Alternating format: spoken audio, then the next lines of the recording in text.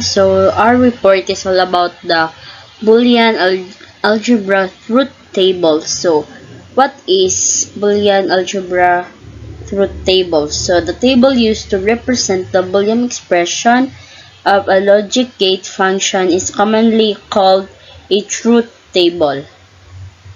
A logic gate truth table shows each possible input combination to the gate of circuit with the resultant output depending upon the combination of these inputs. So as well as standard Boolean expression, the input and output information of any logic gate or circuit can be plotted into standard table to give a visual representation of the switching function of the system. The table used to represent the Boolean expression of a logic gate function is commonly called a truth table. A logic gate truth table shows each possible input combination to the gate of the circuit with the resultant output depending upon the combination of these inputs. For example, consider a single two-input logic circuit with input variables labeled as A and B. There are 4 possible input combination or 22 of off and on for the two inputs. However, when dealing with Boolean expression and especially logic gate truth tables, we do not generally use on and off, but instead give them bit values which represent a logic level 1 or a logic level 0 respectively. The example of Boolean algebra is Boolean algebra is a branch of mathematics that deals with operation on logical values with binary variables. The Boolean variables are represented as binary numbers to represent truths. 1 is equals to true and the 0 is equals to false. The primary modern use of Boolean algebra is in computer programming languages. So next. So then the 4 possible combination of A and B for two input logic gate is given as. So the first is input combination 1 of or 0 to 0. Then the input combination 2 off and on or 0 to 1. Then the third is combination 3 is on and off or 1 to 0, 1 or 0. Then the fourth is input combination 4 on and on or 1 and 1. So therefore, a 3-input logic circuit would have 8 possible input combination or 23. A 4-input logic circuit would have 16 or 24. And so on. As the number of input increases, then a logic circuit with a number of inputs would have 2n possible input combination of both off and on. So the next slide. Sa AND gate, na siya 2 input, 1 output. Sa right side, on yung truth table. And if ang iyang 2 input is all low, iyang output is also low. Pero if yung input A is low and input B is high, still the output is low. Same sad sa if ang input A niya is high ug input B is low, still low gyapon ang iyang output. Pero if ang iyang 2 input is all high, yung output is also high. Sa OR gate, naa siya 2 input o 1 output. Ang iyang truth table is kung iyang input A and B is low, the output is low. Pero ang iyang input A is low, the input B is high, the output is high. Same sa kung yung iyang input A is high, input B is low, still ang iyang output is high. Same sad gyapon kung ang iyang input A and B is high, still ang iyang output is high. Sa NOT gate or inverter, naara siya isa ka input ug isa pud ka output. Ang iyang truth table is kung iyang input is low, the output niya is high. If ang iyang input is high, the output is low. Sa NAND gate, na siya 2 input ug 1 output. Ang iyang truth table is kung iyahang input A and B is all low, iyahang output is high. And if ang iyang input A is low, input B is high, still ang iyang output is high. Same sad if kung ang iyang input A is high, input B niya kay low, still ang iyang output high gyapon.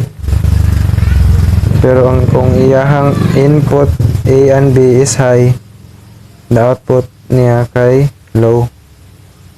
NOR gate mo niyang symbol. Na siya 2 input o 1 output.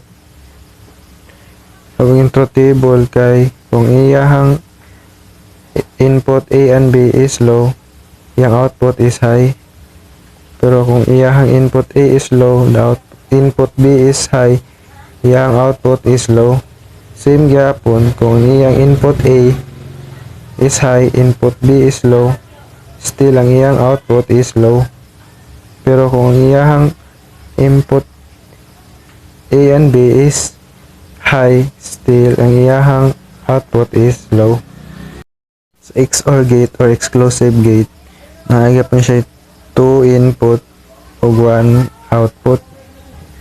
So iyang to table kay kung ang iyahang input A and B is all low, yapong output is low. Pero kung ang iyahang input A is low, input B is high, iyahang output is high. Same gyapon siya kung ang iyahang input A is high, input B is low, iyang output is high. Pero kung iyahang input A and B is all high, yung output is low. So, I have the task to report about the exclusive NOR gate. So, muna siya ay symbol sa exclusive NOR gate. Kani siyang A and B, muna siya ay input. Tas, kaning Q, kay muna siya ay output. 2 input, exclusive NOR gate. So, arita sa truth table niya. Input A and B, kaning A and B mo na siya input diri sa symbol. Tas kaning Q mo na siya output. Kaning Q diri sa kilid sa symbol. Tas if ang input A and B kay off, kani siya nga puro siya 0, ang ihang output kay 1 which is on. Basta the same ang ihang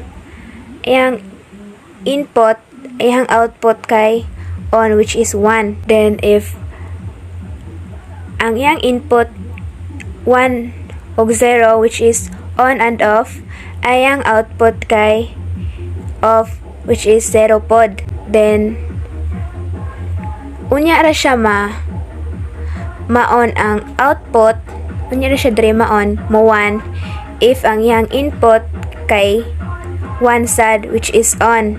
Unya ra siya ma-on. Basta the same sad ang iyang input. Atong basahon siya. Ang Boolean expression Q equals not A, not B. Next kay truth table outputs for each gate. Muna siya, samarin na ni siya sa mga input logic gates. Inputs A and B, logic gates, and NAND, OR, NOR, XOR, and XNOR. Dire na to makita ang mga kuan niya kana mga output and input. First, arita sa AND. if ang input niya kay puro off, kani siya, input niya kay puro off, ang iyaha nga output is offsad, which is 0. If kung sa NAND gate siya, if ang duha ka input which is 0, which is off, ang output sa NAND gate kay on. So mura siya og opposite sa AND gate.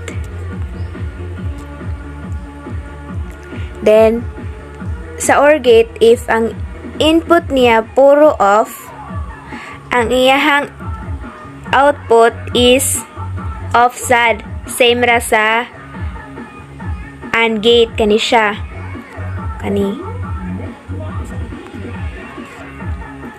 Then sa NOR gate, if ang duha ka input niya is 0, which is off, ang ihang output is on. XOR gate side, if ang duha ka input niya is 0, which is off, ang ihang output is offsad. Balisad sa XNOR gate. Ang XNOR gate, if ang duha ka input is off, ang ihang output is on. Siya marara siya opposite kada gate. Aray na sadta sa if ang yang input on and off, ang sa AND kay off ang ihang output. Sa NAND sad, if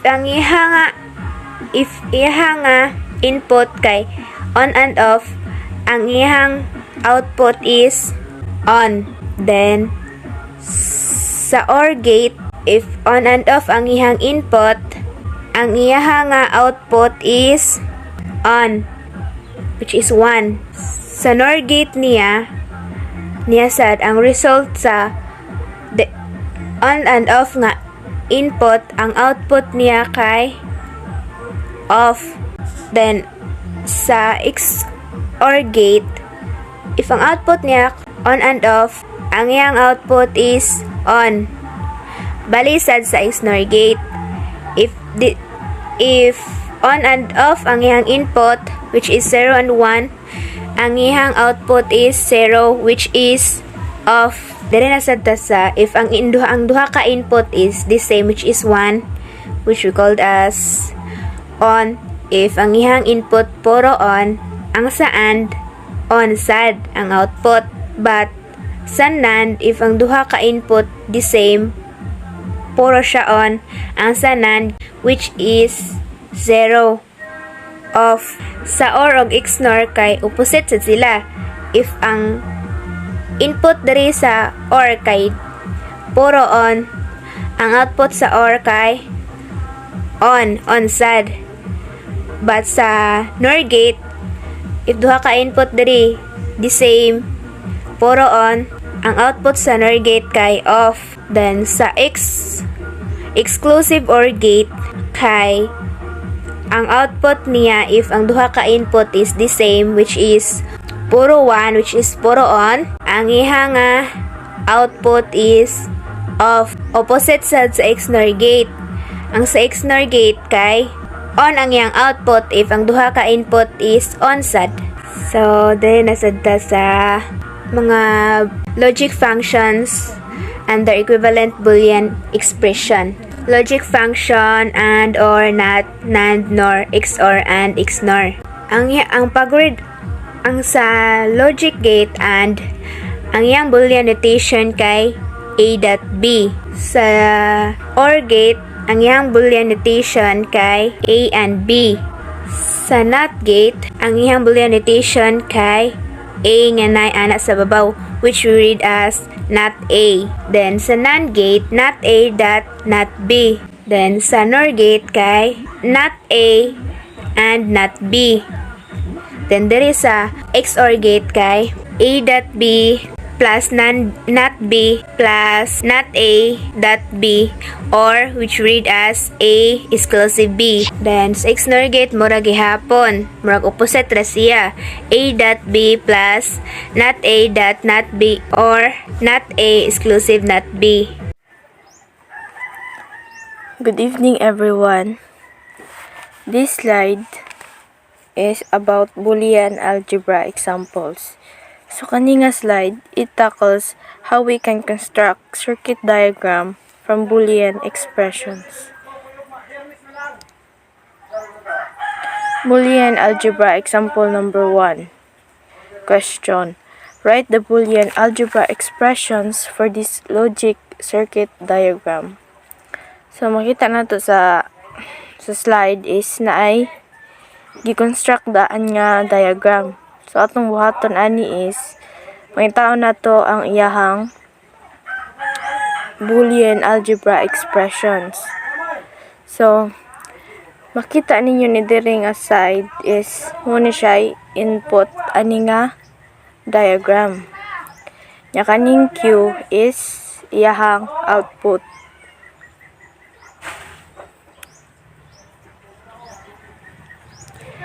In order to get the Boolean expression for this logic diagram, we need to identify what kind of logic gates is present in the diagram. So, una na itong buhaton, atong i-identify first kung unsa ni siya nga mga logic gates ang naa sa diagram. Like for example, kani first nga logic gate. So, kani nga logic gate is AND gate. Next is kani, which is the NOR gate. And diri is the OR gate. So mana ato nang na-identify unsa ni siya nga logic gates. Next nato buhaton is arita sa atong first logic gate, which is the AND gate. So ang AND gate na siya input nga A and B. Nya, pangitaw nato sa table unsay Boolean expressions niya. So, ang AND na diri. Ang yung Boolean expression is A dot B. So, kaning dot sa tunga-tunga sa A and B is multiplication. So, muna siyang A dot B. Kaya muna siya atong nakita nga Boolean expressions nga nasa table. So, kaning table mo ni mo guide na to sa mga Boolean expressions ani nga mga logic gates. So, munang nakuha nato ng A dot B. Next is kaning NOR gate. So, kaning NOR gate, ang iyang Boolean expressions nga naa sa table is kani A plus B nga na ay above line sa babaw. So, ang iyang input man pud kay A and B, kani naka-connect, kaning line nga naa dire, muna siya input niya. Kung nakuha nato ning A plus B, kay mo may naa sa table. Kani. Ang output nga naa sa AND gate o NOR gate is, muna na siya input pod sa ato ang OR gate. Ato rang i-combine ang A dot B o A plus B nga naay above line. So, muna na siya output, ato ra i-combine. So, muna ni siya ang ato ang final output. Atong hinumduman nga, dapat atong i-base ug unsay given nga input sa mga logic gates. Like for example, diri sa atong AND gate. Since ang given nga input diri is A and B man, so obviously, ang input the same sad sa output, which is A dot B. If ever, lahi ang input niya, like for example, X and Y. So, the output would also be X dot Y. So, muna siya output. So now, let's go on to our next slide. Boolean algebra example number 2. question. Constructing circuits from Boolean expressions. So what if baliktad na sad nga given na ang Boolean expressions niya atong i-construct ang iyang circuit diagram. For example, kani given na ang iyahang kanang Boolean expressions. Atong buhaton ani is construct tag circuit diagram nga ang final output kay kani. Next slide. Ang una natong buhaton is sa tagsaon nato ila-ila ang mga terms ug unsa equivalent ani nga logic gates. First is kaning term nga A. Kaning A. Nga naay above line.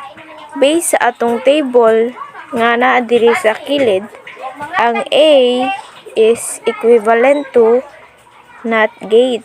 Not gate nga function.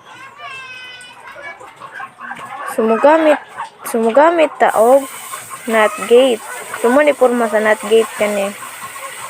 Ang porma. Next is kaning plus. Kaning plus nga nasa tunga. So, kaning plus mugamit ta ani og OR gate. Kay kaning OR gate is addition na siya. Next is kaning B nga naay above line. So, kita na ito diri sa table asa ang B nga naay above line. So, kaning not gyapon gamit gyapon tag not kay naa may above line. So, gamit tag not gate. Muni porma sa not gate. Third is kaning kuan dot. Kaning dot sa ubos is kuan na siya multiplication. So, magamit ta ana og AND gate. Gamit tag AND gate. Or ma-connect. Next step is after nato na-identify ang mga logic gates nga present ani nga Boolean expression, it's time for us nga mo-construct na ta sa atong diagram. So, ang na natong buhaton is kaning mga terms nga A, B, ug C ato isulat diri sa ubos. Kaning A, B, ug C. First is kaning A which is equivalent to not gate. So, mag-drawing ta og not gate. Next step is kaning B. Sulat na sad ta og B for sulat na sa tag B. Kaya ang B is not gate man, equivalent to not gate. Third is mugamit ta og OR gate. Mugamit ta og OR gate para ma-connect nato ang A og B. Para makuha ni nato nga output, mugamit ta og OR gate. So, kaning A og B, muna na siya input sa atong OR gate. So muna makuha na to ang A plus B. Next is, in order for us to connect the C, mugamit ta og AND gate. So, gi-combine na ang A plus B ug ang C nga puro input. So, makita na dahil nato ang iyahang final output, which is kani. Ari na sad ta sa atong ikatulong nga example. So, disimra Japon, mag-construct Japon tag circuit diagram. Nga ang final output is kani. So disim gyapon no nga process atong buhaton. I-identify nato og unsay logic gates ang present ani nga Boolean expressions. So sa A is gamit ta og not gate. Nya kaning A og B is gikuan man ni siya gi-times. So mogamit ta og AND gate. Next is plus addition. So mogamit ta og OR gate. Gamit tag OR gate. Last is sa C para ma-connect nato ang C is mogamit ta og NOT gate. So, butang nato no ang values nga A, B, ug C. First ato buhaton ang equivalent man sa A kay NOT gate. So, sulat ta ay drawing ta og NOT gate. Next is sa B, para ma-connect nato ang A ug B, para magawas ni nga equation, mogamit ta og AND gate. So, muna siya AND gate. So, muna na siya ang output is A ug B. Kig-combine man ang A ug B nga input. So, ang output is A and B. Next is sa atong C is mogamit ta og NOT gate. Mogamit ta og NOT gate. Nga, drawing tag NOT gate diri para sa atong C. Next is para ma-connect nato ang AB nga output og C nga input, mogamit ta og OR gate. Kani atong kan OR gate, mogamit ta og OR gate para ma-connect nato. So muna din magawas ang ato ang final output, which is the kani. Muna siya ang final output kay gi-combine man ang A, B ug C. So muna na ang ato ang output. So next slide. Quiz. So construct logic diagram from the Boolean expressions below. So palig lang ko og screenshot dayon. Kasi lang nako ang inyong answer, i-PM lang. Thank you.